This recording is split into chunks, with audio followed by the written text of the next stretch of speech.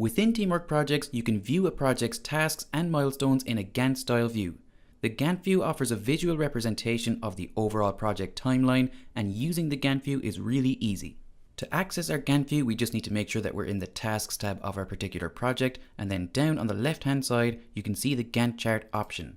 So now we can see the Gantt chart for our project, and within the Gantt View, we can see that total task list length is represented here by a grey line, and hovering over this allows us to edit the task list, and between our grey lines lie our tasks themselves. These tasks are color coded by the user who's assigned that task. So we can see here, for example, that Victor Barry's tasks are in green. Over on the left hand side, we can see the task name. We can click and drag our task to move the start date and due date as we see fit. Over on the right hand side, we can set our dependencies by grabbing this circle here and then just dragging our arrow over to whatever task we want to make the dependency for. So now we're making this How Support Works task dependent on the Welcome to Newsletter task. Looking back at our task here now, we can also edit who was assigned the task. So we can select our users here, and we can also quick view the task here. Milestones are indicated by a diamond shape, so we can see one here for the editing milestone. And again, we can also click and drag this as we see fit. We can update who is responsible for the milestone, and we can quick view our milestone. We can zoom in and out with our Gantt view by scrolling, or alternatively, we can use the plus and minus magnifying glasses up here. Similarly, we can click and drag to go across our timeline, or scroll through our task lists here. And over on the left hand side, you can see that we have a full list of all of our task lists and tasks for the project. So up at the top, we can see the name of the task list, and we can choose to delete this task list if we want to. And then below this, we have our tasks.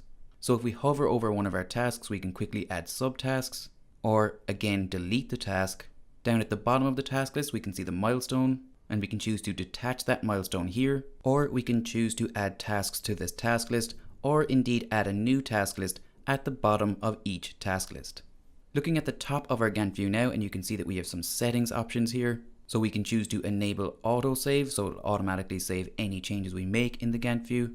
We can choose to skip weekends in the Gantt view, so this will stop any start dates or due dates from landing on weekends.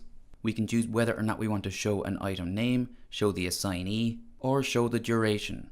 We can also choose to set our default for dragging mode in the Gantt chart. So if we select push all, it moves all tasks related by dependency as a group. If we choose to push some, it only moves tasks related by a dependency when the dates conflict. And if we choose push none, we don't move any other tasks related by dependency. So moving on from our settings tab now, and we can also decide whether or not we want to show completed tasks. So here we can see completed tasks grayed out, but included in our Gantt view, and then again we can choose to hide these tasks, and they're no longer visible in our view. If we select the show all option here, it will make sure that we can see all of our tasks and task lists within the one view. We can choose to print our task list. We can view the Gantt chart help here. If we've made any changes, we can save those changes manually here. And if we want to return to our default view, we can easily do that by selecting exit up here. And that's it. That's all you need to know to be able to use the Gantt view in Teamwork projects.